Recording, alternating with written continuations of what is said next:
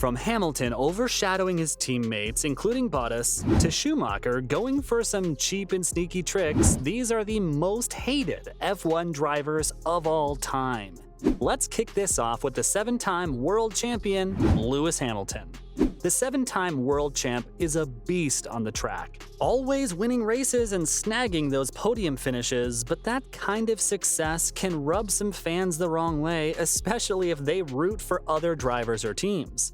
Then there's this ongoing debate about whether it's the car or the driver that's responsible for Hamilton's dominance. Sure, the guy is undoubtedly one of the greatest drivers ever, but some fans wonder what would have happened if he hadn't ended up with the Mercedes. The die-hard Hamilton supporters believe that while the car certainly helped, it was his skill and talent that made it all work.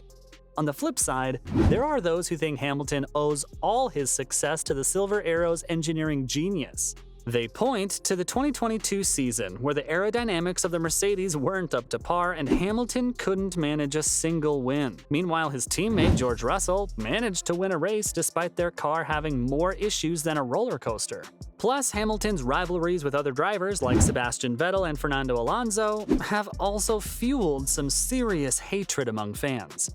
Some folks put the blame on Hamilton for his actions and label him as arrogant. And here's another thing, Hamilton has a knack for not giving his teammates a chance to shine.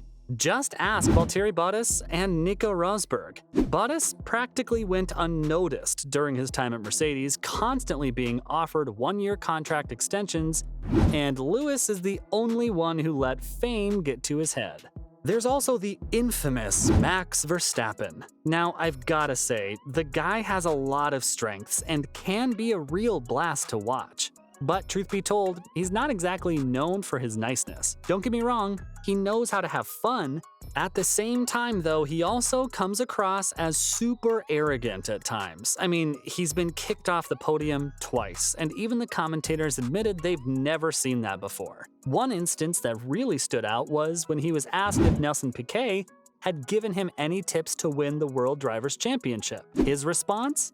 "I don't need any tips, I already know how to win." I don't know about you, but a little humility never hurts, even if you're the best driver out there. Another reason why some people have mixed feelings about Max is that he can be quite an aggressive driver.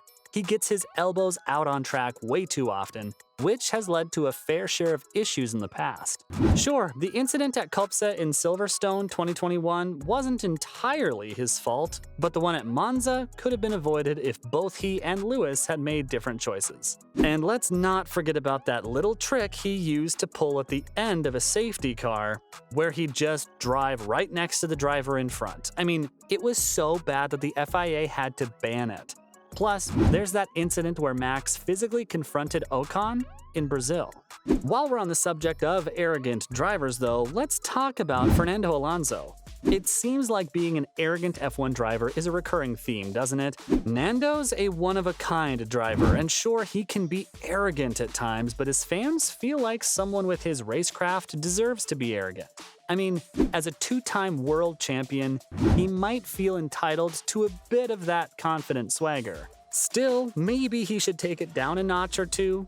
Like, even ex-Ferrari president Luca de Montezemolo believed that Alonso needed to be taken down in terms of arrogance, after he publicly criticized the team at the 2013 Hungarian Grand Prix.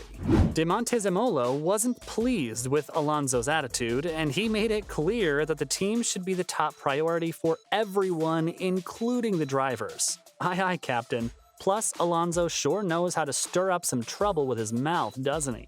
A lot of F1 fans can't stand him because of the negative remarks he's made about fellow drivers like Esteban Ocon and Sebastian Vettel. He didn't hold back at all with Ocon, as he went on to publicly criticize the Frenchman's performance, and let me tell you, it didn't sit well with fans. Plus, there's his rocky relationship with Sebastian Vettel. Those two have had their fair share of battles on and off the track, and it's been quite a show. But if you think you've seen it all, let me present to you Nikita Mazepin, the controversial figure that stirred up quite a storm among F1 fans. Many of them view him as nothing more than a spoiled, bratty rich kid, and honestly, it's not hard to see why. Mazepin has been no stranger to controversy in the past. There was that infamous video posted on social media where he appeared to inappropriately touch a woman while sitting in the back seat of a car. Now, that's definitely not the kind of behavior that fans want to see from a professional athlete. People were understandably outraged, and there were calls for him to be dropped from the team. But Haas handled the matter internally and decided to keep Mazepin on board. Needless to say, that decision didn't sit well with a lot of fans. On top of that, Mazepin has been criticized for being what they call a pay driver. Basically, it means that his billionaire father, Dmitry Mazepin, apparently invested a whopping $20 million into Haas for a single season. And well, fans argue that this financial backing is what secured his spot on the team rather than pure talent and merit. Though he was later dropped because of his father's connection to the Russian president, Vladimir Putin, after the invasion of Ukraine. But wait, there's more.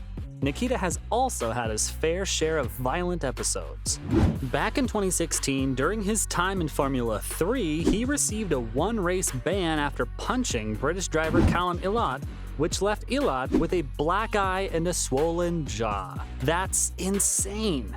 Though more often than not, drivers' tempers do get the best of them. Take Sebastian Vettel, for instance. Sure, the guy's a legend in the sport, and there's no denying that he has millions of fans, but there are still many who hate him. And it's not only his temper that's given him bad publicity. You know, things are getting intense when Lewis Hamilton himself called Vettel a disgrace after their clash at Azerbaijan GP. It was quite a dramatic moment. Vettel, in a fit of anger, deliberately rammed into Hamilton's car after Lewis had slowed down to back up the field before a restart. Well, let's just say it didn't end well for Vettel. He received a 10-second stop-go penalty for his actions, effectively dashing his hopes of winning the race. But that's not the only incident that has tarnished Vettel's reputation. During the 2010 Turkish GP, he made a rash overtaking move that destroyed his teammate Mark Webber's chances of securing a third consecutive victory. It was a move that left fans scratching their heads and Webber fuming. It's clear that Vettel's temper has gotten the better of him on more than one occasion. These incidents have not only affected his own race outcomes, but have also caused rifts between him and other drivers, most notably Lewis Hamilton. The intense emotions and competitive spirit of Formula One can sometimes lead to regrettable actions, and Vettel's temper has certainly landed him in the spotlight for all the wrong reasons.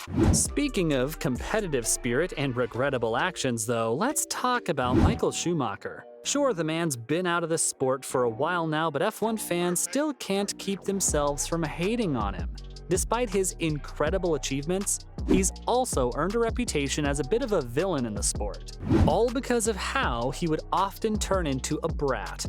Don't get me wrong, Schumacher has a massive fan base and has undoubtedly made a huge impact on Formula One. But there's this side of him that always seemed to prioritize winning at all costs. And that's where the controversies come into play. One of the most infamous incidents that come to mind is the collision he had with Damon Hill during the 1994 championship decider in Australia. It was a high-stakes race, and Schumacher's aggressive move ended up ruining both their chances at the title. Ouch. That wasn't even the only time he tried something like that. In 1997, he repeated a similar maneuver, this time against Jacques Villeneuve, and got disqualified from the championship race. Oh, and don't forget the rather cheeky move he pulled during the 2006 Monaco Grand Prix qualifying session. Instead of parking his car where he was supposed to, he strategically stopped in a way that triggered the yellow flags. The aim? Well, to prevent Fernando Alonso from improving his lap time. Sneaky, but definitely not seen as a fair play move. So from Schumacher going for some cheap and sneaky plays, to Hamilton overshadowing his teammates, including Bottas, those were the most hated F1 drivers of all time.